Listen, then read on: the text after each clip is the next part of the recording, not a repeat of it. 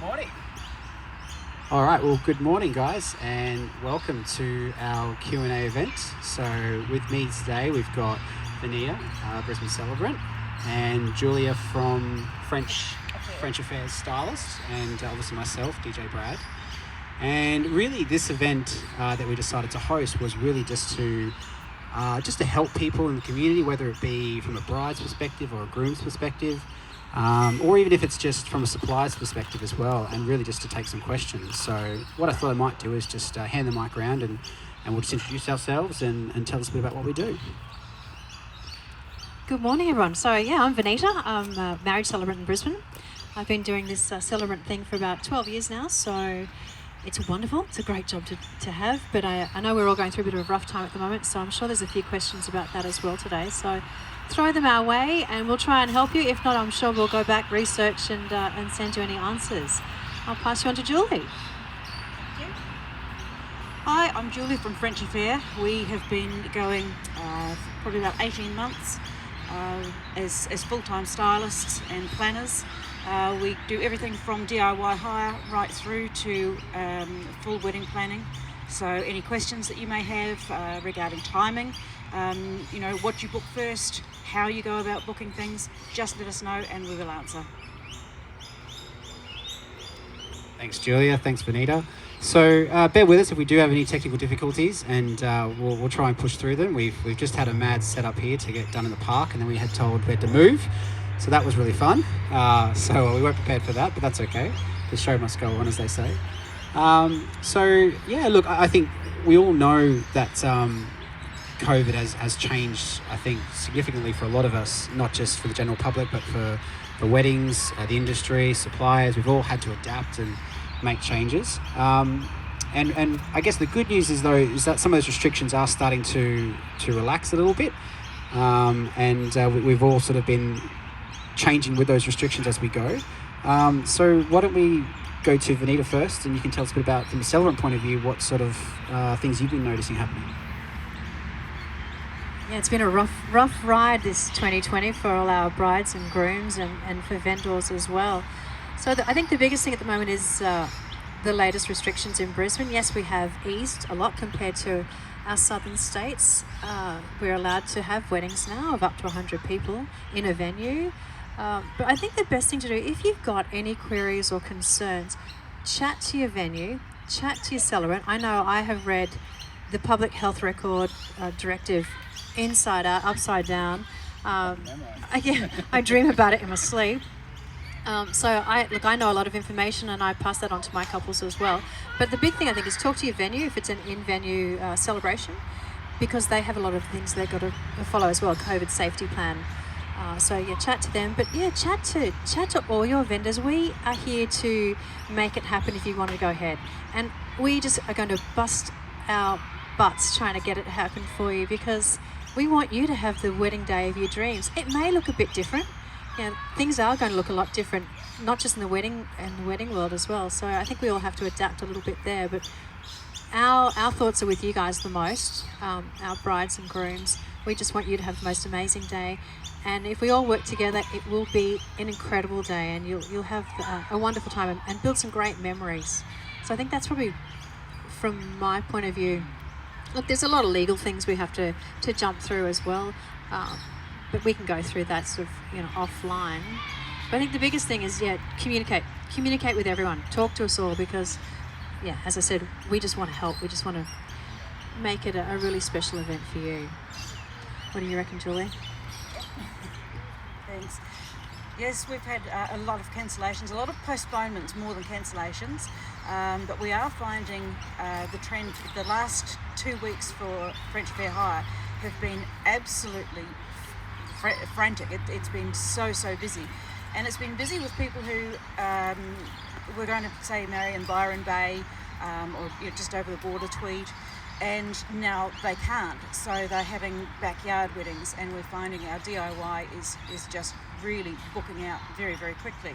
So if you do have to postpone, if you do have to cancel, think of other ways, come up with other plans. Do your backyard wedding, do a wedding in a park, and just have it small and low key, and you can always have a big party, you know, further down the track if that's what you want to do. Yeah, some good tips there. I guess from the DJ point of view, this is probably one of the hardest times for us as well. I mean, no dancing. It's like Footloose all over again. You know, it's outlawed.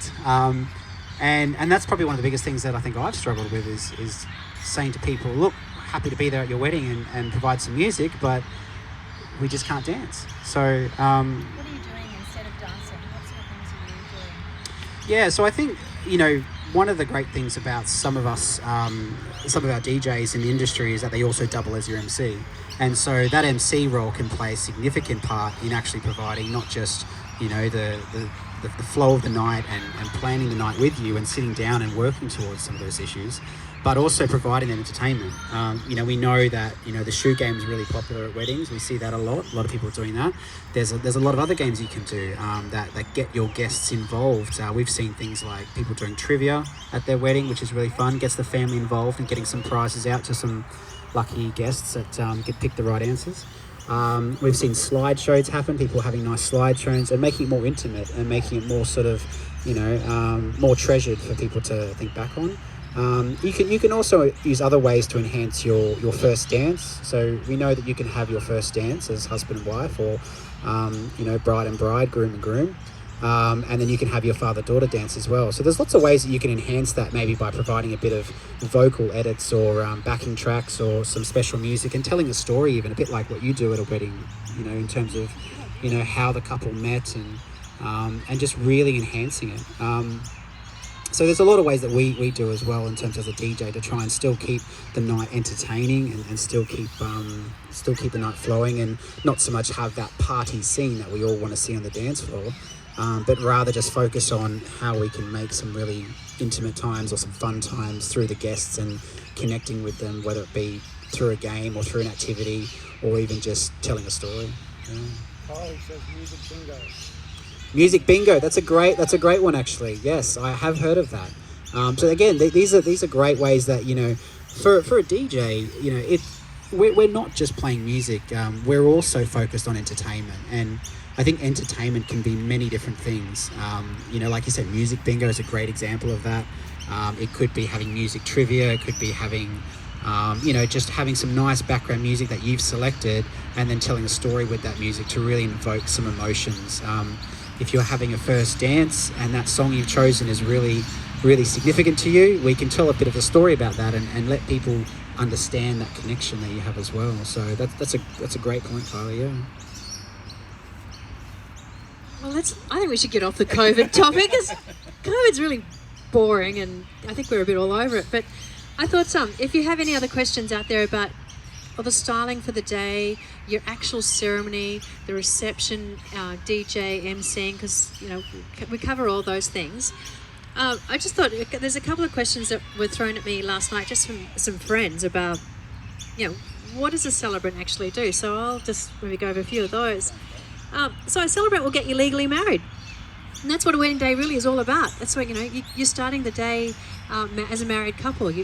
Your marriage begins that day. So we get you legally married, and we do it with lots of fun. That's the way a wedding goes these days. We're not there to bore your guests and get them begging for the champagne. We want to have a great time and entertain and, as I said again before, make those memories. So I think there's about 120 odd words that we legally have to say, and after that it's totally up to you guys. I think a lot of our suppliers have memorised that now, that I'm duly authorised by law to blah, blah, blah, blah, blah, blah. Just I know. sticks in my head. We have to say it every time. And that's part of the Marriage Act. So there's things we have to say. But apart from that, the way I do a ceremony is I make everything personal. I write about a personal story. But if you don't want your personal story told in front of your friends and family, you don't have to. So it really is up to you guys how you want to run a ceremony and how much you want to put in or not put in. I think one of my ceremonies goes through about 15 minutes these days, the talking time. When I first started about 12 years ago, ceremonies went about 40 minutes. It was just too long, way too long. And 15 minutes sounds kind of fast, but if you stand in your lounge room tonight with your wife and stand there for 15 minutes, it's a long time. So That's nerves as well, isn't it? it is. Hands it's holding hands and everyone's staring at you. And so 15 minutes of talking time, but we're in the ceremony area probably for half an hour by the time you make your arrival, and then signing all the paperwork and then back down the aisle. So it's probably a half-hour thing, but an hour in that area.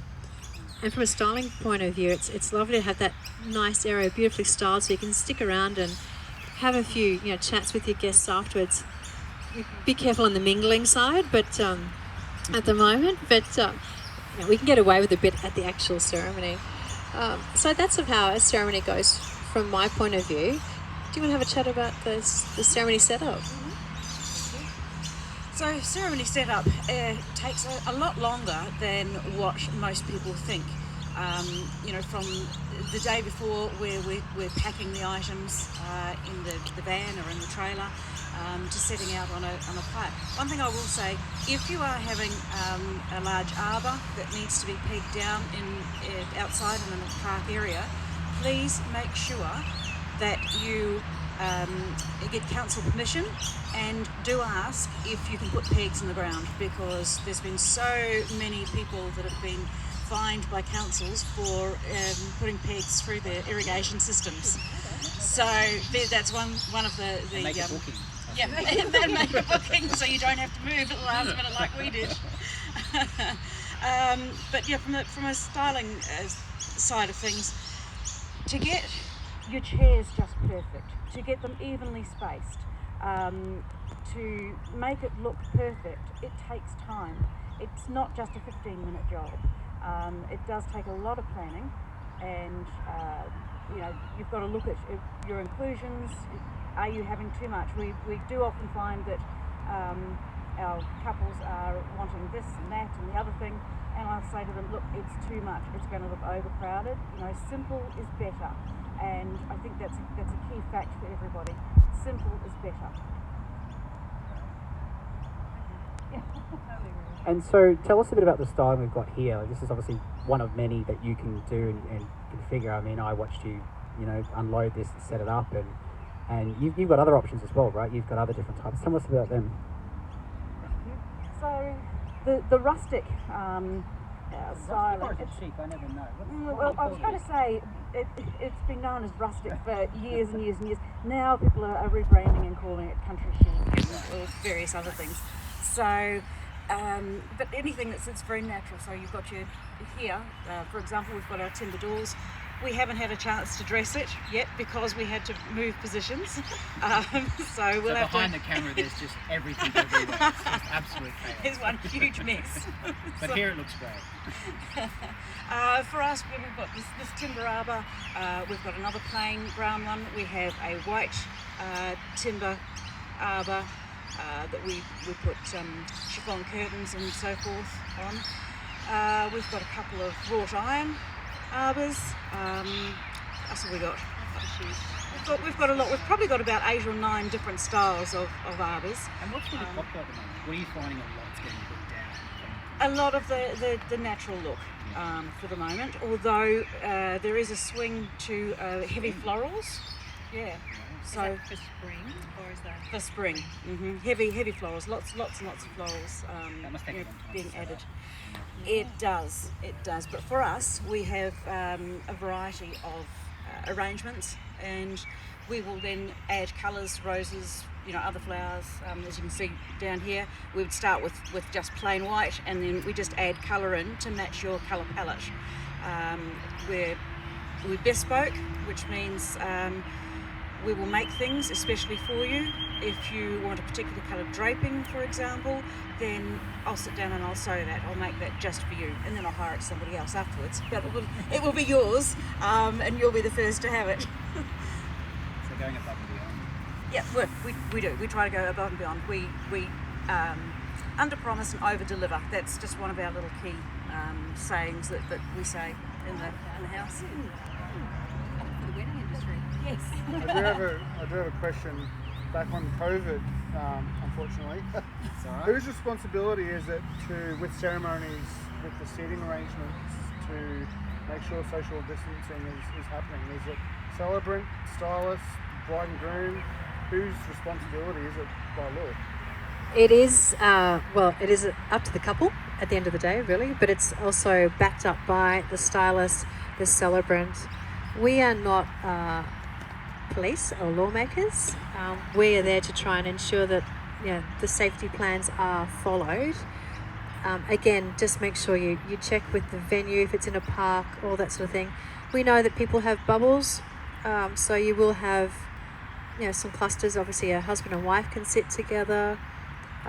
Families can sit together. So we do from a celebrant side of things, we do our best to make sure that social distancing and everything is followed. Personally, I have bacterial wipes. I wipe everything down all the time. I'm not going in for the kiss and cuddle anymore, which is really sad because I like kissing and cuddling. That's what I do from my point of view. Again, it's about the venue. Have a chat to your venues. That they are the key. If it's in a venue, if your wedding's being held in a venue, talk to them about everything, because they are the ones that have the COVID safety plan in place, and we will back that up as much as we possibly can. So, and talk to us as well. Have a chat to, as I said before, all the vendors involved. We're all here to help. I think the one thing to look at as well is your COVID safe plan, and that gets talked a lot. One thing to look at is is it in a public event or at your home, at your backyard, or is it at a venue? So if it's at a venue, then you've got a bit more options there to work with your venue and talk to them about what you need to do, what you need to implement. But also, it also just comes back down to just, I think, common sense as well. Making sure you keep your social distance. I think we're all responsible at the end. There's not always just one person that. I think some people like to sort of say, you're it, you're the one that has to do it. As a DJ, we have to make sure that, we're keeping our COVID safe plan available. As a celebrant, as a photographer, we're all doing it. But at the end of the day, we're here to make it work for you if you want to make it happen. Like Vanita said, if you want to have a wedding and you really want to have that event come to life and have your family and friends there, we'll do it. We'll make it happen. It's just we just need to put some guidelines in there, and we'll talk that through with you. We'll sort of say, we just need to talk about making sure we have hand sanitizer there, making sure people do keep their distance, making sure that we do have maybe a register or a list of people who are attending, just keeping an eye on those things, and we can help do that for you. I think that's what we're here to do, to make it happen. And I think it's okay if you don't want to have it. It's okay if you don't want to have your wedding. Don't feel pressured.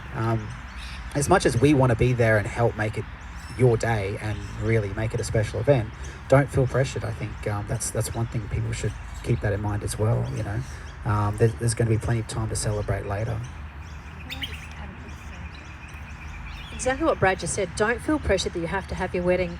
We are very happy to postpone if that's what you guys want to do. I think the biggest thing I've got from some of my brides and grooms, couples have postponed to next year, their sense of relief once they've made the decision. Like they've gone, the wedding's in September, October, and I don't know what to do, and dancing and da-da-da-da-da. And they go, yep, that's it, we're moving it to July. And you should see their relief it just shows right across their face, if I get to see them. Yeah, the world has just, come off their shoulders. So don't feel bad if you want to postpone. We are very happy to work in with you and do that. And you will feel a huge, relief once you've done that, if you want your wedding to be that particular way. So please don't feel guilty about feeling relieved about it, or changing it with us as well.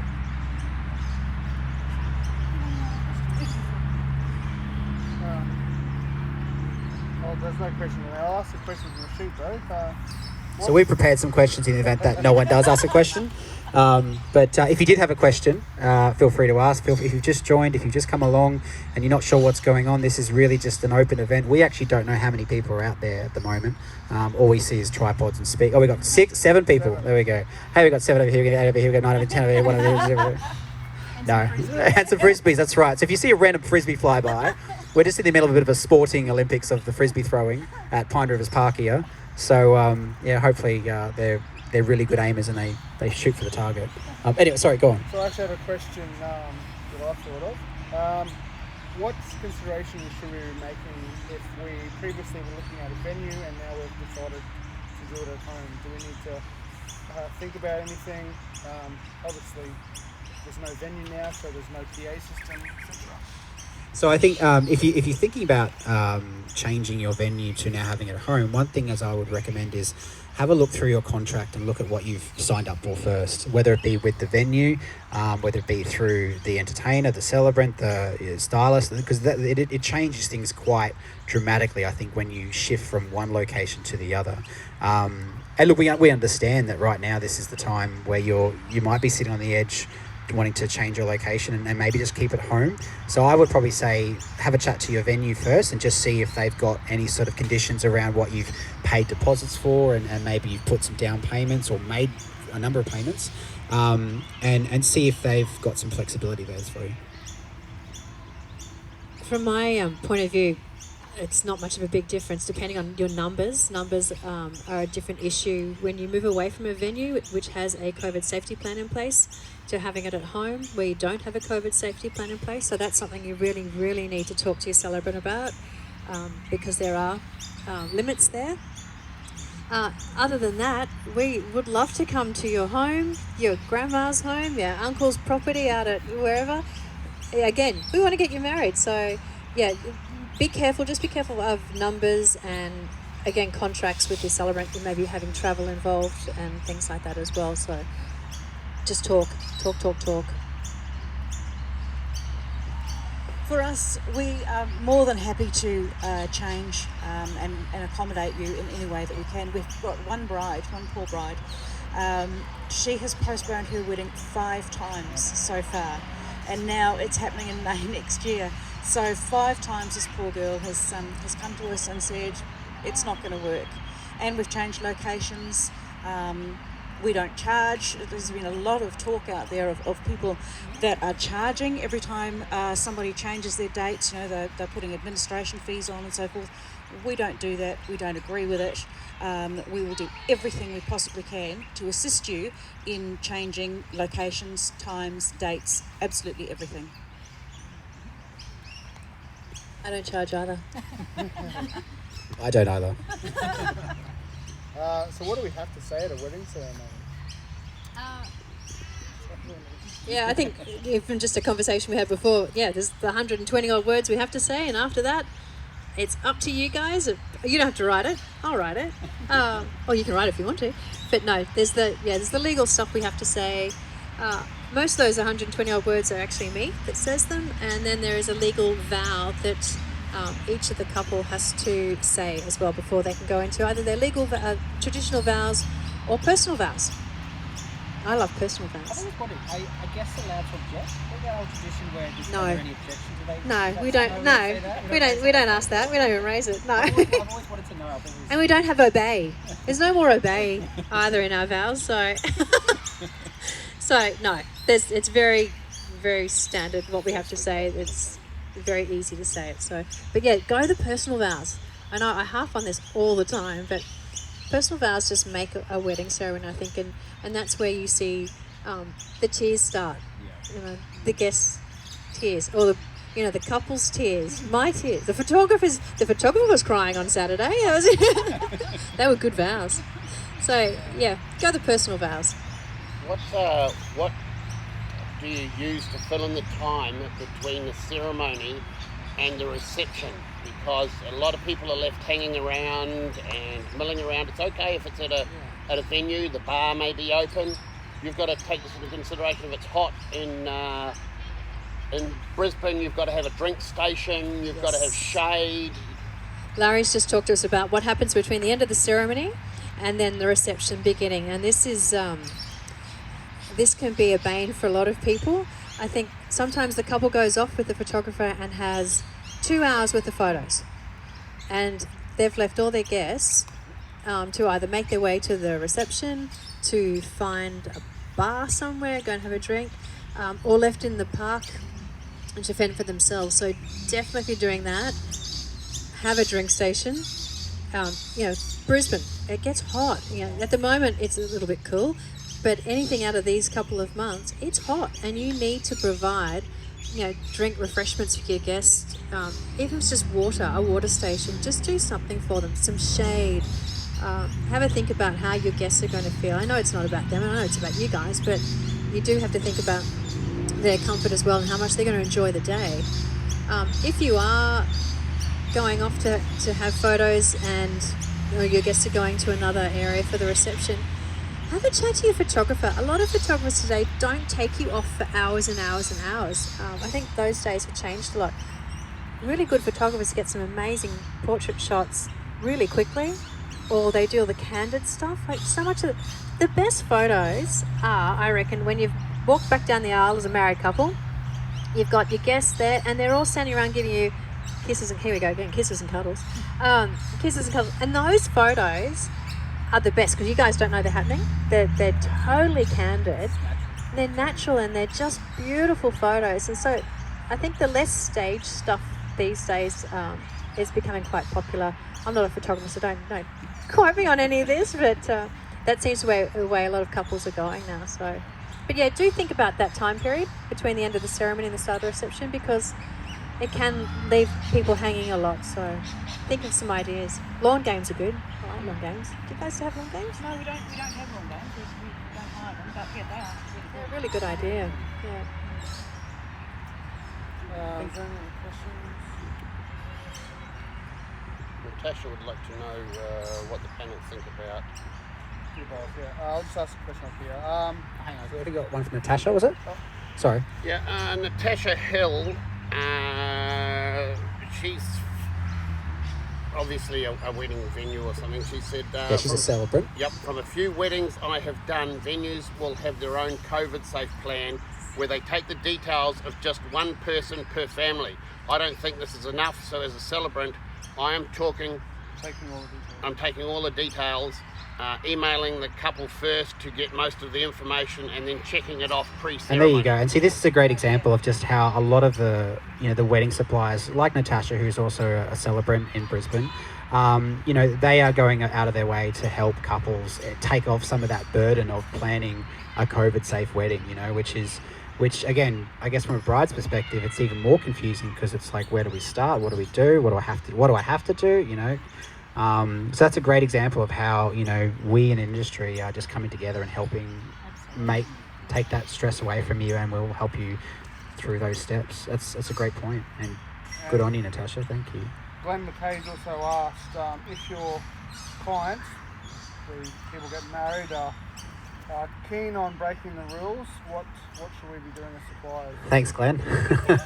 So Glenn is from G Event DJs, and he's another great DJ out there, and MC, and his team, and it's a great point. So the question is, what happens if people break the rules at your wedding? So look, I think really this is going to come down to as a supplier, your conditions of your arrangement with the bride and groom in terms of what you will and won't do. If a DJ just turns up and they don't have that COVID safe plan and they do break the rules at the wedding, whether it be dancing or congregation and things like that, then there's that opportunity to sort of place blame and point fingers, and that can cause a really big sort of storm in terms of public media and everyone seeing it and addressing it. So I think the bottom line is, I think really from a supplier, we want to sit down and have the chat with you and say, okay, so if you want to have a wedding and you want to book us, these are some of the things we can and can't do. Are you okay with that? And if these things do happen, just keep in mind that these conditions might occur in terms of stopping the music, stopping our gear and equipment from playing music, or maybe making some announcements during the wedding and sort of saying, ladies and gentlemen, can we all just keep in mind the social distancing laws? We just need to sort of break up the space here. There's a bit of congregation happening over here. But I think it's just having that clear expectation, understanding between you, the couple, and the supplier as to what we can and can't do, and that way we all understand what's going to happen. There was a venue on the news, I don't quote me where it was, but this morning they actually shut down the party, the reception, and said, yep, you've all got to go. No one's listening, no one's following the rules. The venues are going to get this almighty fine if they don't follow the rules and don't get their guests to follow the rules as well. And it's quite easy to shift the blame as well from who's causing it too. It is. And look, no one wants to be the hotspot beginning of a COVID outbreak. So I think we're all trying, just to do our best, but again, listen to the people that are running these events that have got these COVID safe plans in place, because we sort of know what we're doing a little bit. So, but yeah, try and follow the rules, guys. We want to keep going out and having weddings and and working and having kids sport and all that sort of thing going on. With it being the wettest winter I've ever seen, what happens if it rains? Rain. The show goes on. The show always goes on. Have a wet Have a plan B. Have a rain plan. Look, most of the time you won't use it. I think there's probably a handful of times that we've had to actually, for me personally, I've had to dump the plan and go elsewhere. But just have it, and again, the stress levels will reduce from you guys if you've got that backup plan in place. You're not worried if it's raining on the morning of your wedding. It's you know that, hey, we can't go into the park. We're going to go to X, Y, or Z. So. And I think a lot of venues will have an option undercover something. Venues, yeah. Venues are great because they always have, usually a backup plan. But if you do it yourself, just maybe you can go to the reception area and have the wedding ceremony there instead, or the local hall that's attached to the park that you're in. Maybe you can hire that for a backup as well. So just have a backup, please. We've had a few. Sorry, we've had a few early morning phone calls from very, very stressed couples saying, "My wedding's in a park. Can we have one of your marquees?" And we've run out and put a marquee up so they can still continue to have their outdoor wedding, but it's under shelter. So that's another option as well that you can think about in putting into your contingency or your wet weather plan. Just put one in place. It's best for you guys. Stress levels. And I think don't worry if it rains too. I mean, I think no one wants to hear that it's going to rain on your wedding day. But, sometimes you can get some really great photos in the rain of, I've seen photographers, the lighting that they can do, they can really make that enhancement, and I think you can also just have fun and enjoy it and just celebrate it. Don't worry so much on the weather. Just focus on you and your partner celebrating the day in whatever that looks like, with your family, with your friends, whether it just be eating the cake, even eating the wedding cake, indoors and try not to stress. But yeah, I agree. Have that wet weather plan and backup. Who's the first supplier we should call when planning a wedding? The DJ. No. I'll stay outside. We all say us, no. I think the first thing, find a date and then a venue. The venue is going to be the key. The date and the venue are going to be the key thing, because when you go to... and then you celebrate, because we're the legal side of things, so you need us.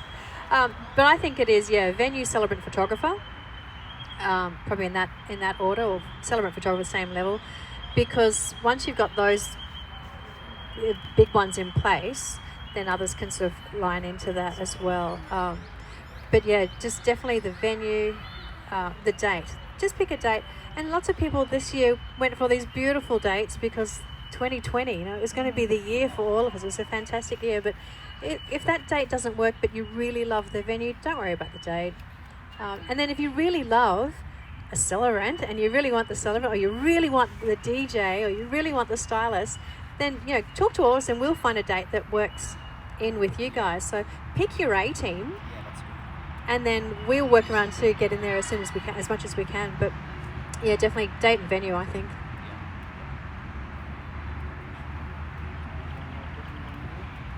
How are we going for time? 34 minutes. All right, yep, go. What happens if suppliers, particularly DJs and celebrants who have to be there on the day, and stylists too, I suppose, what happens if they get sick? Well, that's a good question, and even now is probably one of the more prevalent question as well with COVID. So look, I think this is always a question I get asked a lot from brides: is what happens if you're sick?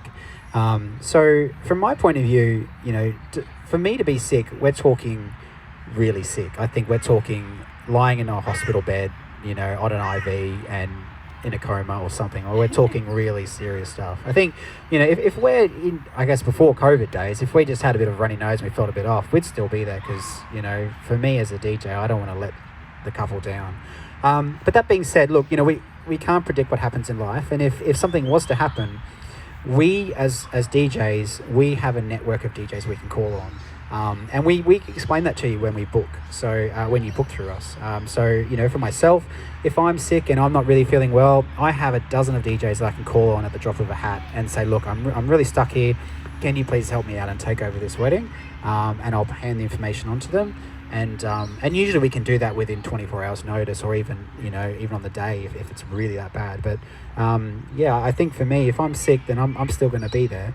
But now's a great time to be thinking about those options, because you want to make sure that your supplier has some backups and plans in place to take over if that does happen. So absolutely you should ask those questions to them. Yeah, that's a fantastic question. I belong to a fabulous group of celebrants around Australia, and we've got a tight little group in Brisbane. This actually came up last Friday. One of the celebrants had to go to a funeral of a grandparent, so I jumped in and did the wedding for him on Friday. So we all jump in and help each other. But yeah, things happen. In the past we've turned up to weddings dying because you just do it. That's Half the time they don't even know. I know. Don't make a big deal. We're very good at hiding them. COVID's going to be a little bit different. We'll have to tweak that, but we will definitely we will be there, and we have backups all the time. I think there's, I don't know how many we've got in Brisbane, but there's probably close to 100 celebrants in Brisbane that I network with and have gin and tonics with. So we all help each other out. We've got each other's backs.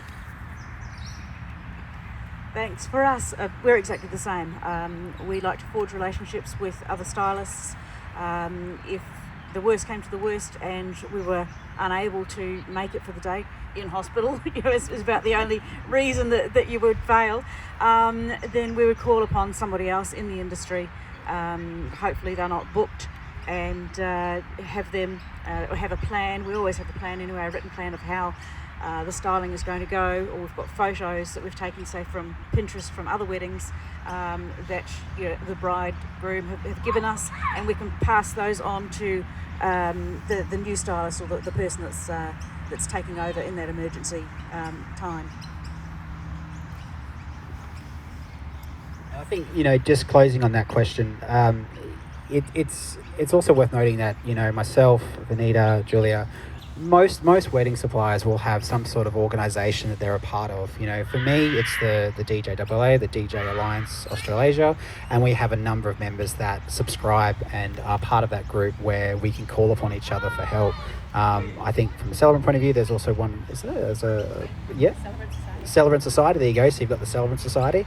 And is there a stylist one? Do we have something, or was it just more of an industry of friends and suppliers? Industry of friends. There is Twizen, which is an industry group. So there is Twizen, which is a wedding industry group. I think it's really only Brisbane now is continuing in that, which is a real shame, because it gave everybody an opportunity to get together, get to know each other. Have a couple of drinks. Have a couple of drinks, a few more, and then forge those relationships. So if you're in the wedding industry and you've never heard of Twizen, just jump online and join up. Shout out. Yep. Contact us. Yep. Exactly. And we'll all get together and meet and go from there. I think that's probably a good question to close this live chat on, because at the end of the day, we're all suppliers, and most of us are all really good friends. As I said, I've made a new friend now, Julia, and we've been chatting as well. And Vanita, I see you plenty of times at weddings, and I know Natasha was on there early before, and I don't know if she still is, but I've worked with her. So at the end of the day, we're all friends with each other, and we're all there to help each other in whatever way we can. So there's not like there's any really hostility between, most of us. We're all here to make your day great, and that's why we put this Q&A on, is just to ask those questions. And if we've helped you in some way, great, fantastic.